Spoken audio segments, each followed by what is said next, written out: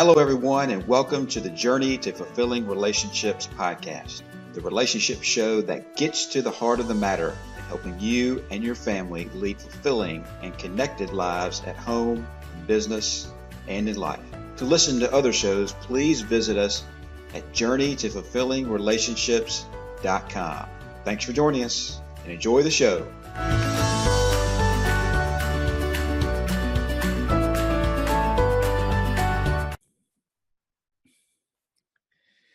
Hello, everyone. Welcome to the Journey to Fulfilling Relationships podcast, the show that gets to the heart of the matter in helping you and your family lead fulfilling and connected lives at home, in business, and in life. I'm your host, Tagg. I'm a relationship empowerment coach, educational consultant, and speaker. You can find out more about my work at taylortagg.com. And our co-host, Noemi Moreno, is out of the country and won't be able to join us today. But Noemi is an educational consultant, national trainer, and great coach. And you can find out more about her at nmorenotaryn.com. Our guest today is Rize McGill. Now, Rize has been a master educator and counselor for over a quarter of a century. He originally is from Philadelphia, and he's the author of the book, Can't Stop Crying. Rize is joining us today to talk about the topic of bullying, especially as it pertains to school children, and how you can handle bullying when you see it. So, Rize, welcome to the show today. How are you? Hello. I'm doing just wonderful. I'm feeling fantastic, and it's an honor to meet with you, sir, and share all of what I know about bullying. Well, that's great. This is a great topic, especially for educators, people around kids, and we kind of see this in prevalent in society more than we have recently in the past few years.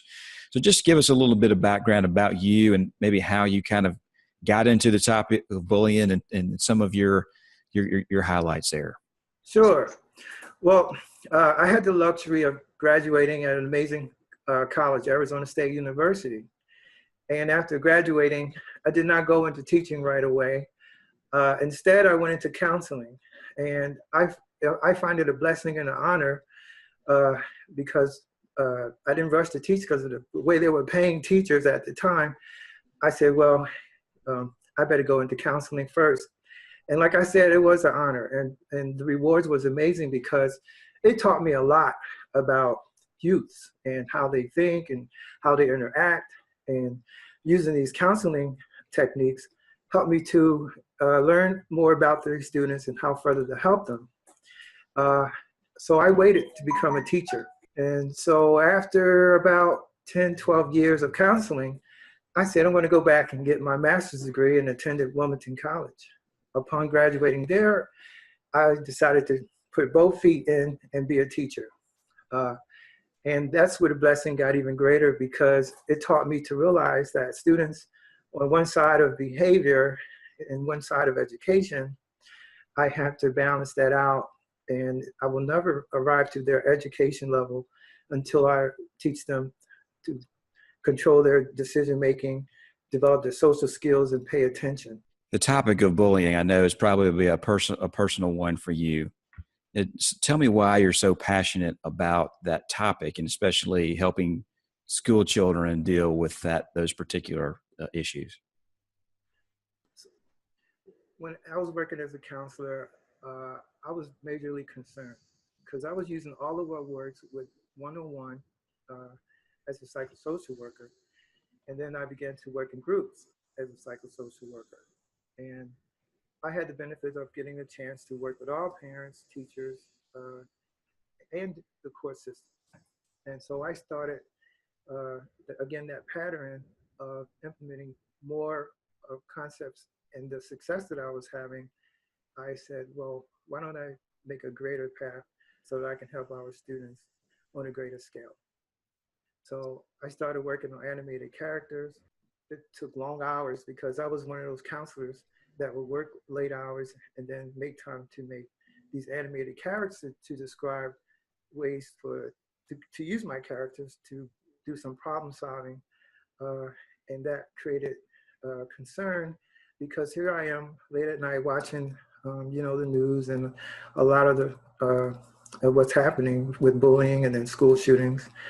And I began to reach out to places on Facebook and how alarming it was, because I would see these alarming videos of students creating a timeline of the time that they would commit suicide. Wow. And then, yeah, and then I saw this one girl was being chased by these several girls, and the other girls were waiting, and then they beat her up. Mm. And so I felt very helpless. So I took a little break from creating my animated characters and decided to write a book to describe in the way of a story of what can support our youth. Now, tell me a little bit about the book, Sure. Can't Stop Crying, and tell me, what the book speaks to, and maybe how you help children with this issue. Well, I do realize that this is the title. This is the book here. I do realize that I could easily describe it like this is step one, this is step two, and use what I use as a counselor. But instead I said, well, I know youth can use a story. Yeah. So I decided to write it by way of a story to help facilitate ethics, decision-making, social skills, that is describing a prince, a princess, and how to interact and make better decisions, as well as extract some key points, tips, and advice that can assist these youth with decision-making. And so the title, Can't Stop Crying, because of while writing this book, it's just, it's an emotional pattern. I mean, here we are, we have bullying. 6 out of 10 kids report bullying. And Lord knows that there are several others that don't report it. And so by writing this book and having a background of working with youth, put me in the position of an expert by implementing, 30 years of working with kids and youth all over the place. I've taught in places like Las Vegas, California, Miami, Pennsylvania. I even counseled in Arizona. Wow. So yeah, so it was a tremendous honor. I found it rewarding, and I felt what prompted me also is, as a teacher, I was one of many that sat among these students where I was called to the office, and there were about 12 teachers, and this student was about to get it. She was in a lot of trouble.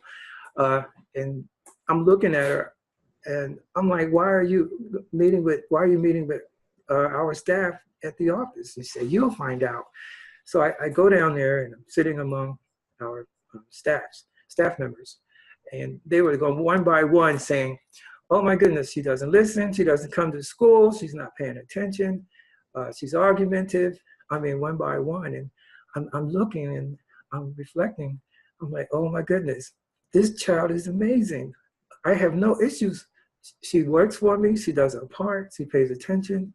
And then they were saying she wasn't coming to class. So I'm thinking, she comes to my class. Oh, wow. So my turn came. I was slightly embarrassed, but I had to be honest about it. I said, she does a wonderful job.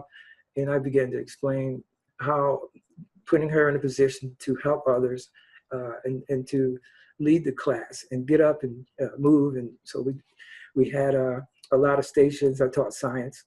We had stations where she could create. And that made me realize that I need to go out there and reach as many as I can and share in a larger scale about what helps our students. And the 4 walls of the classroom began to get small. And that's when I got on my journey and realized that these concepts and all of what worked through my years of experience needs to be known. Can you give us a general sense of those concepts that you use with kids, especially around the topic of bullying and making sure that they have a voice and they're heard? I know a lot of bullying is done under the table. It's secretive, and a lot of teachers, administrators don't even know about it. So maybe what are some of the general concepts that you use kids? And then maybe also, what kind of things do we need to look for when we're taking notice? Thank you for bringing that up. I find it utterly important to work with students and give them the meaning of what is passivity, give them the meaning of assertiveness, what is passive aggressive. Give them that meaning and make them aware of empowerment. And once the students get a chance to empower themselves and understand if they're being passive and when to be assertive, then it'll help reduce the position that they put themselves in. And what I mean by that is if you allow the name calling and you allow and just ignore it, it won't go away.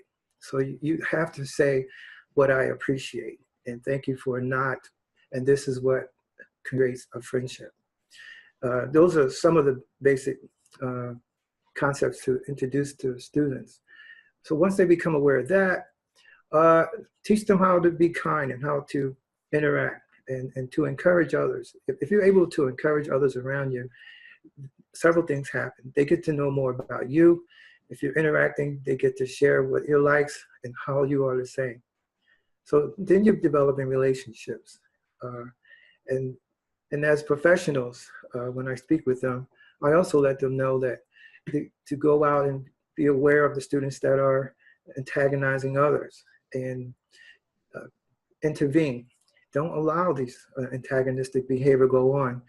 And then remind students to say if they see something or hear something or interacting with something inappropriate or they feel trapped, they need to feel comfortable to reach out.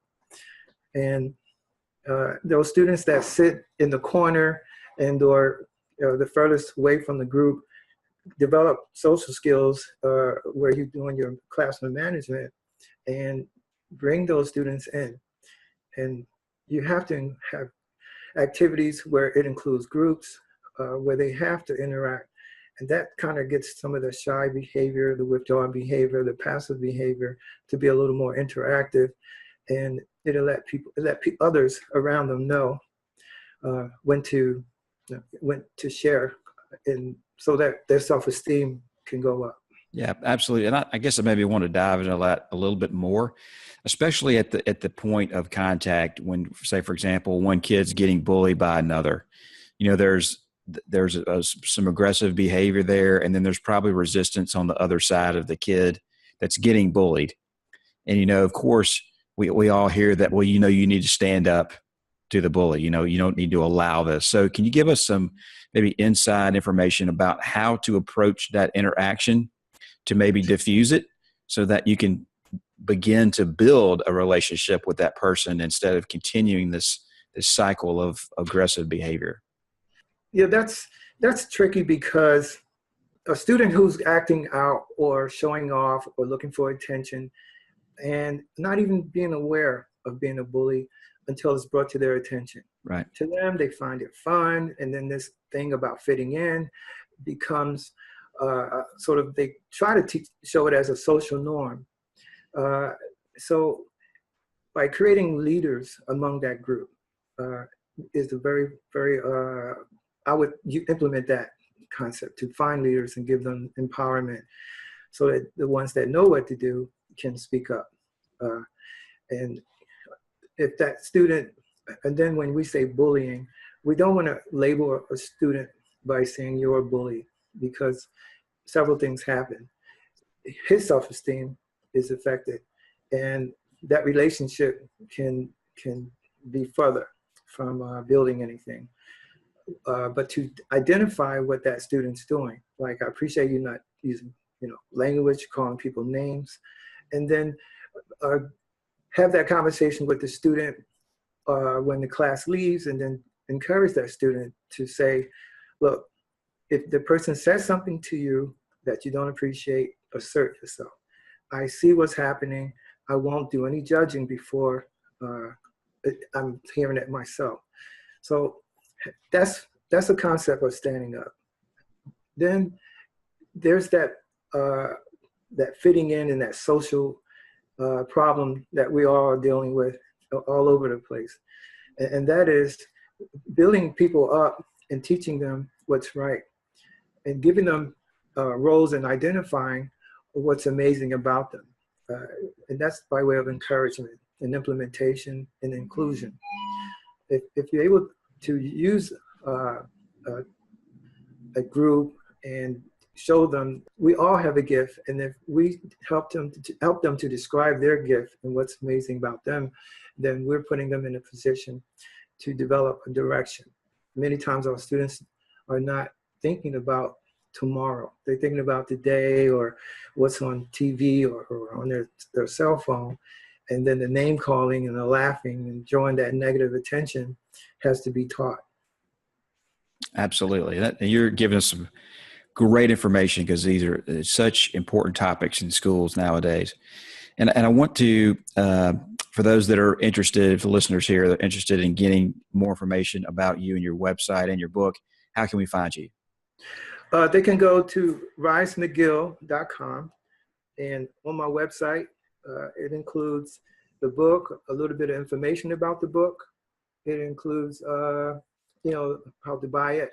And there's also a group of us and Suzanne, one of your interviewees, she's also on our team.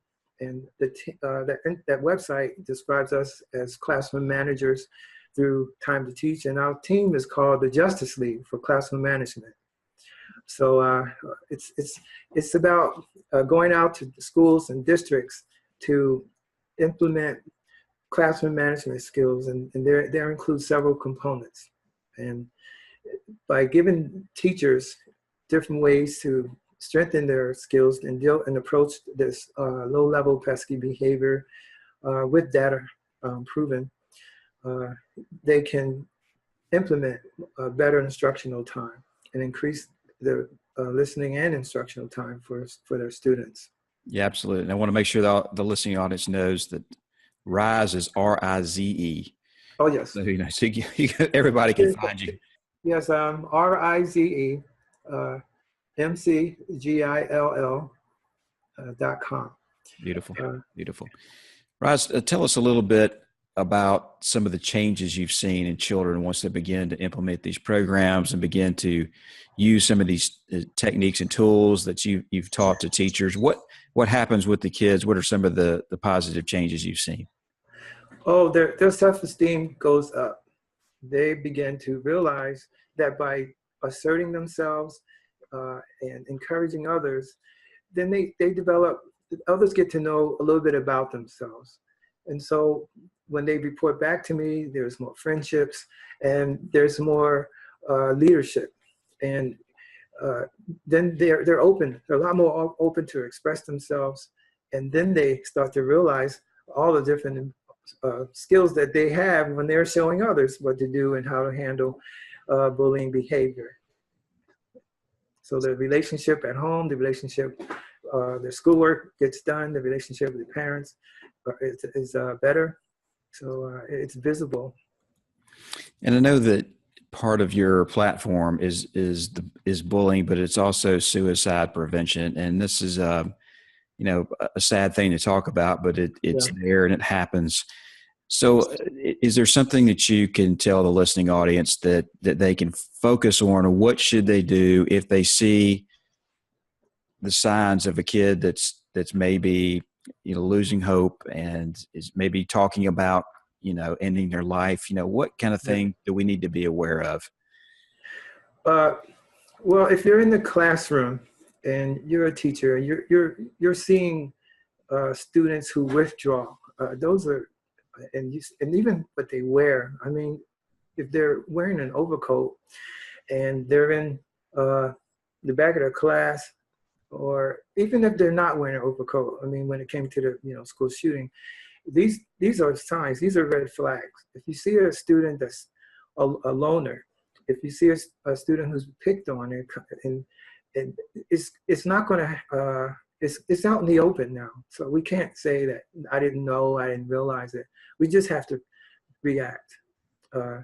These are signs, and unfortunately, these teens, they are built to show independence.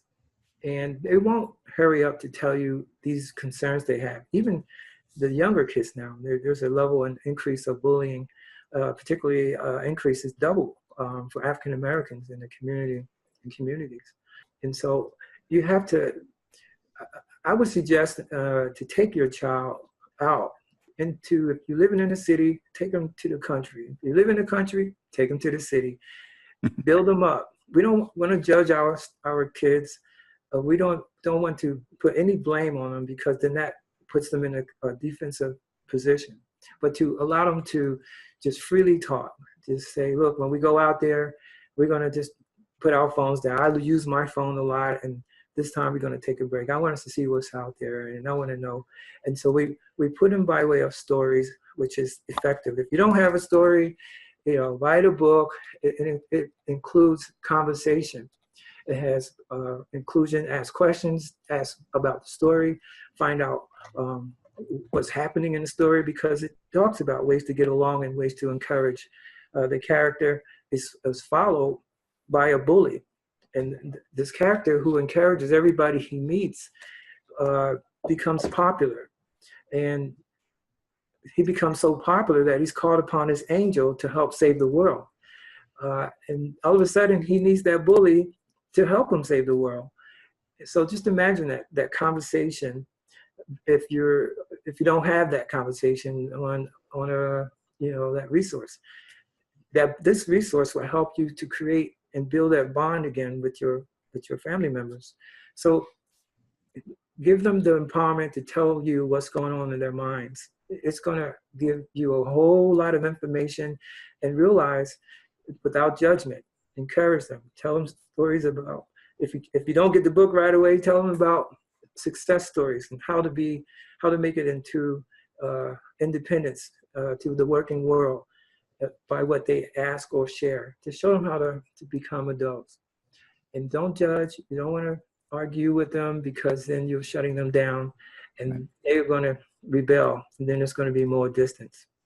That's some very wise information. If we can all follow that, I think our kids would be a lot better off. Yeah. And again, to find Rize, you can go to rizemcgill.com. It's RIZEMCGILL.com. So our last question, Rize, it's an original here on the journey to fulfilling relationships, is what really gets you up in the morning to be passionate about kids and the topic of bullying and suicide prevention? What is it about this work that really drives you to be successful? That's a good question. After having so many years and so much success and so much rewards of watching the light comes on as a teacher, and seeing them realize with okay, I get it. Those kinds of expressions, and watching the fights that go on turn into love and interaction, and then going further by creating a reading program or creating characters, and then the book. And I even wrote a screenplay to describe the book, and then this classroom management piece, because the passion is there. I enjoy working with kids. It's my gift. And after knowing so much and watching all of what's happening on the news, and watching these pesky or low-level behavior in schools, and as a counselor, listening to the stories, I just want to pour out all of what helps our kids, because of what I've learned over the years, and make it known so that we can help our kids and make them become productive citizens. Well said, and thank you so much for your platform. Thank you. Kids overcome these difficult issues in life, because I know kids have a great ability, natural ability to get along, but sometimes that's not always the case, and we need people like you out there to make a difference for them and get them kind of on the right track, so that they can all move in the same direction and learn together. And so thank you for joining us today. We really appreciate it. Thank you. What an honor. Thank you. Well, thank you for joining us here again on the journey to fulfilling relationships. We'll see you soon for our next amazing story. Bye for now. Thank you for listening to this episode of the Journey to Fulfilling Relationships. please visit us at journeytofulfillingrelationships.com. We'll see you soon for our next amazing story.